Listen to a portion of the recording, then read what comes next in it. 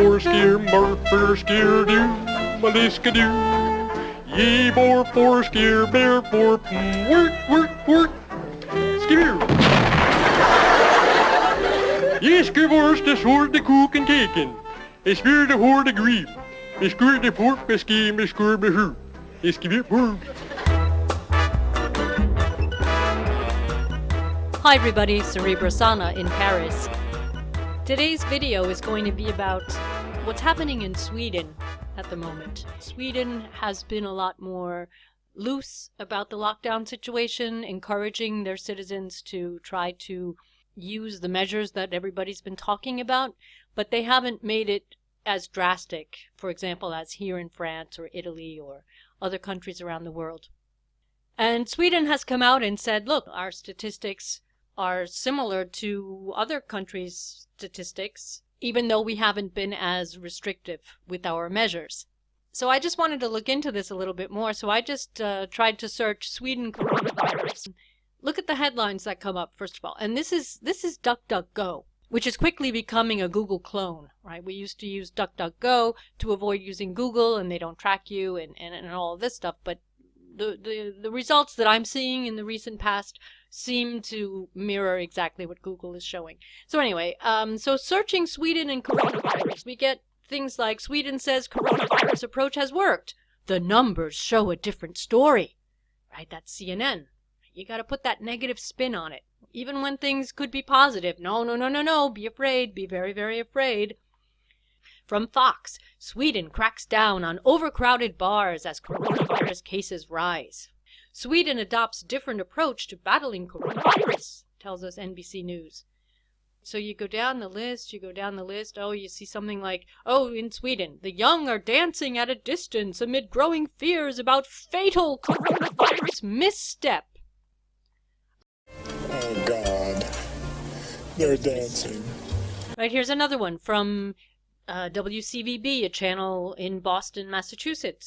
Sweden says its coronavirus approach has worked. The numbers suggest a different story. What did CNN say? Sweden says its coronavirus approach has worked. The numbers show a different story. Interesting. So CNN says the numbers show a different story. And WCVB in Boston says the numbers suggest a different story. Let's just do a quick thing. I'm just curious to see. Let's just open both of these articles because I'm pretty sure that they're going to be exactly the same articles. Let's just look. Oh, sorry, this content is not available in your region. Oh. Okay, so what are we going to do here, guys? I hope you've learned by now. If you've been watching my channel, we're going to go visit our friend. Let's go visit our friend. Copy, paste, hit enter, and let's see if our friend can help us with this. This page is available on the web. Save it. Yes, please. And here we go. Bingo! Sweden says its coronavirus approach has worked. The numbers suggest a different story. Who's writing this? By Emma Reynolds. Who wrote the other one? By Emma Reynolds for CNN. Emma Reynolds, she gets around. By Emma Reynolds, but we don't identify her as coming from anywhere, right? So we're just going to assume that Emma Reynolds works for WCVB in Boston, right? An ABC affiliate. You know, back in the day when I worked in media, you had an affiliation with one of the larger networks to help get information, help get the stories, additional content to run in the dead of night, right? We'd get these feeds that we could run when no one was listening. All right, so here there's some sort of link to CNN. So they are coming clean about CNN on the WCVB site. That's just bizarre. They're an ABC affiliate, but yet they're going to run CNN content. So anyway, and you can see how they someone consciously changed a word. But let's see if the story is identical. Sweden has been an outlier during the coronavirus outbreak. Sweden has been an outlier during the coronavirus outbreak.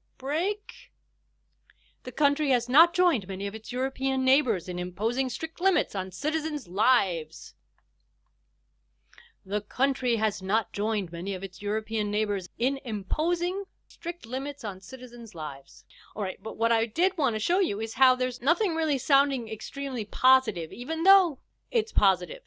I did find one article that sort of caught my eye, but it was way down in the list. So we have coronavirus cases increase in Sweden after resistance to complete lockdown. I wanted to just take a look at that. Here is that article from this media conglomerate in India. So, coronavirus cases increase in Sweden after quote-unquote resistance to complete lockdown. Okay. While Sweden claims that its resistance to lockdown has worked, the country's coronavirus data has exposed the loopholes its strategy to curb COVID-19 pandemic. And for those paying attention as I read you that sentence, you've just realized that that's not even a sentence. That is not a complete sentence. I'll just throw in a little side note here. Lots of news outlets are using AI to write their own news stories. Keep that in mind. A lot of the news stories write themselves. So anyway, so while Sweden claims that its resistance to lockdown has worked, meaning the actual country is saying, good job, guys, the country's coronavirus data has exposed problems. But we all know that the coronavirus data, it's coming from the Johns Hopkins modeling data. Another strange thing, it was accused of creating quote-unquote herd immunities and criticized for not imposing a strict lockdown enforced by law. Now, right there, isn't that contradictory? Isn't that supposed to be the goal? Don't they want herd immunity? Meaning enough people have been exposed to whatever heinous health risk is out there that you've developed your own immunity to it? Isn't that what we want? If you look at the sentence again, it was accused of creating herd immunities. Oh, for heaven's sake. Isn't that strange? All right? Herd immunity occurs when a large enough percentage of a population becomes immune to a virus, either through infection or vaccination, thus preventing further spread throughout the group. So that would be, shall we say, a good thing. Right? It just looks like they pull in these prefabricated sentences, and this obviously doesn't make any sense. Doesn't it make any sense? But the best is still yet to come in this article. So if we look down here, it says, Swedish Minister for Health and Social Affairs said one of the main concerns now in Sweden is to strengthen the protection for those living in care homes for older people. You always want to make sure that the older people and fragile people are taken care of. So there's nothing wrong with that. She also justified the measures taken by saying that it was still far too early to draw any firm conclusions as to the effectiveness of the measures taken in Sweden. Fair enough. However, as a result of the controversial approach adopted by the country, the death toll in Sweden has now risen significantly higher than any other countries in Europe, reaching more than 21 per 100,000 people, according to the figures from who? From the Johns Hopkins University. They are everywhere. They are the masters of the data. By contrast, Denmark has recorded more than 7 deaths per 100,000 people, and both Norway and Finland less than 4. I don't know, is it just me that if you're going to say more than 7 deaths, could you call that, would that be 8? 8 deaths? Would it be 9? What is more than 7? 7.3 deaths, right? The way they even report these numbers just is bizarre to me. And then in both Norway and Finland, less than 4. Would that be 3? Would it be 2? It's a statistic. Give us the number. Really, what I wanted to point out is let's do the math, people. If we take 100,000 people and we want to know what percent 21 is, we multiply 21 by 100 and we divide by 100,000. And we get 0.021.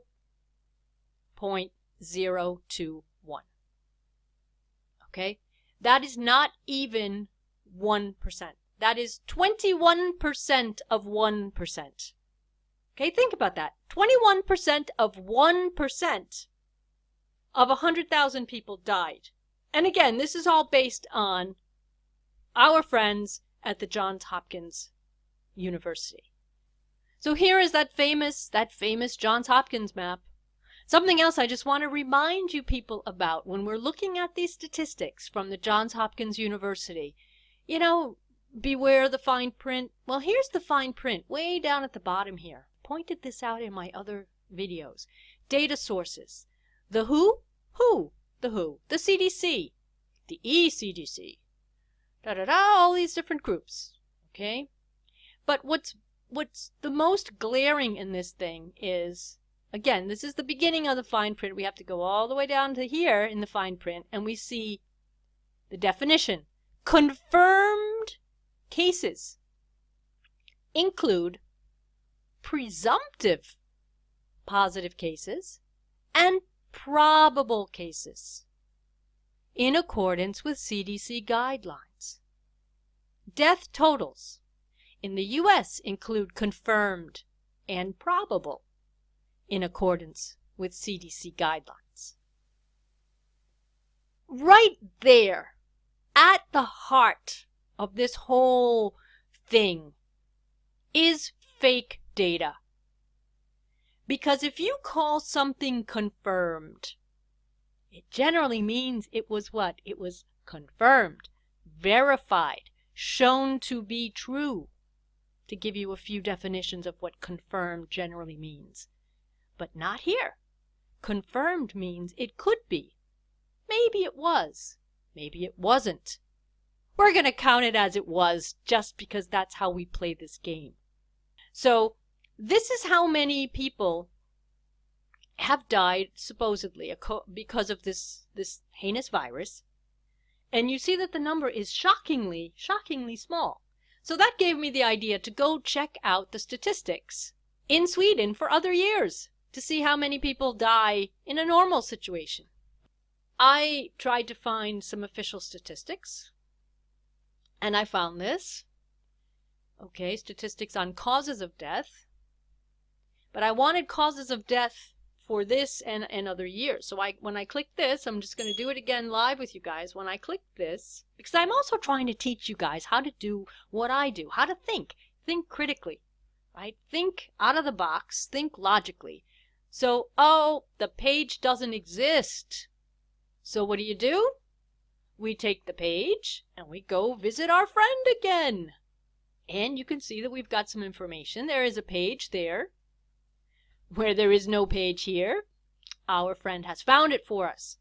Okay, and then I clicked on this link here to get to the statistical database in English. I'll just do it again live with you here so you can see what this turns up. We're visiting our friend, and here is what the page looks like. So I decided I would look up cause of death.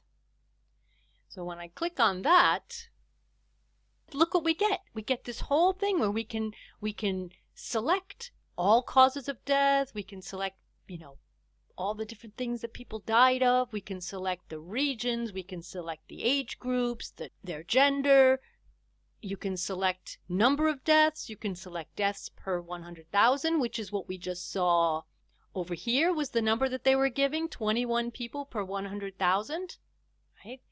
So when I tried to do this, there was like no way to send the thing. Like there was no go get the data button, right? So it says right here, mark your selection and press the view results button. But there was no review the results button. So what did I do? I just grabbed this link, thanks to our friend, and I just put it in here. I put it in here, okay? And it didn't work. So I just removed the cause of death part. I'm showing you all my little tips and tricks and secrets of how to do your research. And it still didn't work. So I clicked English. And it got a little better. And then I clicked Stats, Statistics and Data. And I got a page. This was getting better. And it says here our statistical database in English. So I said, okay, well, let's try that. Okay, and here we go again, cause of death. And bingo, here we go, and there's the view results button. So I was very happy about that, and that is how, from there, I was able to choose all causes of death, all across Sweden. I want all the age groups, please, yes, show them separately. I want to know if men and women together, and we're going to do number of deaths. I want both of those statistics, and I just chose 2009 and 2018, right? And then we hit view results. So what have we got here? So we start to see, granted this is an entire year, right? This is for the year 2018, for the year 2009, right? To make it easier to see, we can turn it into a bar chart. And not surprisingly, who is dying the most? The elderly. There's nothing mysterious about what's going on here. Then if we want to go and we want to look at the number of deaths per 100,000, right? Let's go back to that table, the table view. So this is cause of death statistics, number of deaths per 100,000, all causes of death combined. Right? So in 2018, you had, for the little kids, 50 per 100,000. Let's go look through here. For the 30s, mid-30s, young 30s, 55 per 100,000, 62 as we go up the line, 86, 128, 219, getting up into the early 60s, 637 per 100,000, 1,073, the 70s, early 70s, 1,733, late 70s, almost 3,000, early 80s, almost 5,600, and over 80, they've got 15,415 deaths. So if we look at this number of deaths, 21 deaths per 100,000 people, and we come back here and we look at these numbers, 21 is like nothing. It's essentially nothing. This was a video about how trying to find anything about Sweden, which apparently sounds positive, is the article's getting a negative spin on it. We see how the media takes one article and it just is used in multiple locations.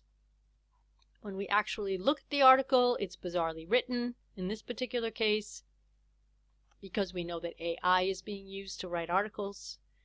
When we further study the statistics, we get down here and we look at the statistics that are so horrible. 21 people per 100,000 people, which means it's 21% of 1% of people. And then we go and we look at the famous statistics map and we look at the fine print. We see that confirmed doesn't even mean confirmed, right? Which is the basis for all of this insanity that they're making us live. And when we look at the average statistics for Sweden, we see that the page has gone missing, but with our good friend, we know how to get that page, right? And this is the working page. And when we actually get down right into it and we look at the statistics for the year 2018, this is what we got. Old people die. You know why? Because they've already lived their lives. Okay, let's just switch it to 2009. And not surprisingly, it's exactly the same. So if we just do this, the numbers of deaths per 100,000, and we turn that into a bar chart, look at these numbers. In a regular year, look at the numbers per 100,000. They start at 67. And they just, by age group, they just increase and they increase and they increase until they get to 6,292 deaths per 100,000 people. No, the last one is over 15,000 per 100,000. Look at how the sentence is written. However, as a result of the controversial approach, the death toll in Sweden has now risen significantly higher than many other countries in Europe, reaching more than 21 per 100,000 people. Come on. Don't be blinded by the BS, people. Do the math. Pull out your little calculator and type in the little equation to figure out what that represents. Go do your research. Look at the data. Look at the statistics. Numbers of death per 100,000 people, all causes of death combined for all the age groups. 21 is nothing. That's it. Cerebra Sana in Paris and a little pissed.